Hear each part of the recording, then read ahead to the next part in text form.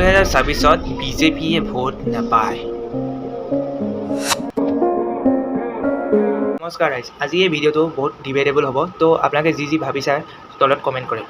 প্ৰথমটো প্ৰশ্ন, আজিলৈকে জুবিন দা ঢুকুৱা 1 মাহ হৈ গ'ল, আমি কি শুনি আছোঁ? অকনলি তদন্ত চলি আছে, কাণেদি এইটো শুনিছোঁ, চকুটো এইটো দেখিছোঁ যে হেমন্তই কৈছিলে বোলে জুবিন দাৰ যিটো ৰিপৰ্ট আহিছে সেই ৰিপৰ্টটো যদি আমাৰ সাধাৰণ ৰাইজে যদি শুনে মানিবলৈ কাৰণে ৰেডি নহয়। এনেকুৱা কি ৰিপৰ্ট আছে যিটো আমি সাধাৰণ ৰাইজে যদি শুনো আমি কেতিয়াও সন্তুষ্ট নহ'ম? এইটো কথা কি আছিলে এনেকুৱা বোৰৰ পৰা যিটো ৰিপৰ্ট আহিছিলে যে বুলি জুবিন দা পানীত ডুবি ঢুকাইছে, ঠিক আছে আমি মানিছোঁ একবাৰৰ কাৰণে পানীত ডুবিয়ে ঢুকাইছে, হয়, কি ঠিক ডুবি মৰা নাই, ডুবাই মাৰিছে।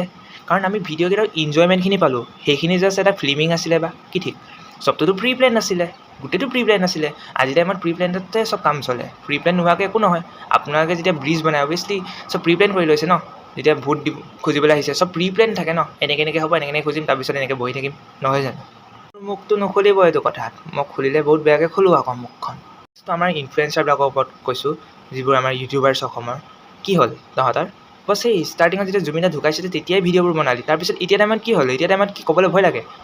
ওপৰত বহি থকাকেইটাই কি ভিডিঅ' কটুৱাই দিব বা গালি দিব, কেলৈ ভিডিঅ' বনাইছোঁ এইটোৰ ওপৰত, এইবোৰ ক'ব বুলি ভয় লাগে? মই ভয় নকৰোঁ, মইতো বনাই থাকিম। মোৰ ভিউজ নাহিব পাৰে, মই বনাই থাকিম, মোক মাৰি দিব পাৰে, মই মৰি যাম, ৰেডি আছোঁ। কিন্তু মানে অভিয়াছলি এইটো পৃথিৱীত জীয়াই থকাৰ কোনো লাভেই নাই। যদি জাষ্টিছৰ নামত ধাপ্পা হয়, জাষ্টিছৰ মা বেহেনে কৰে, তেতিয়াহ'লে জীয়াই থকা কোনো দৰকাৰেই নাই। আজি দুদিনমান জীয়াম, 3 নম্বৰ দিনাখন মোকে চুৰি মাৰি দিব। জুবিন দাৰ লগততো সেইটোৱে হ'ল ন। 3rd নম্বৰটো হৈছে এই মাৰোৱাৰীবিলাকৰ ওপৰত। তহঁতৰ অলপো মানে লাজ-চৰম নাই নে বাৰু? অলপো লাজ-চৰম নাই? সেই পতকা বেচিবলৈ আহিছ, ঠিক আছে মানি লৈছোঁ বেচিবলৈ আহিছ, জুবিন দাৰ ন্যায় পালে ফুটাম বোলো, এনেকৈ বেচিবলৈ আহিছ বুলি মানি লৈছোঁ। তাৰপিছত মানে ফুটাবলৈ কি খজুতি লাগিছে, মানে ভেজা কি ভেজ দিওঁ ভাই? এই দুখ লাগি আছে, এটা পতকা ফুটাও মোৰ ঘৰৰ আগত, মা কচম বাঁহ লৈ গৰু পিতন দিম কৈছোঁ।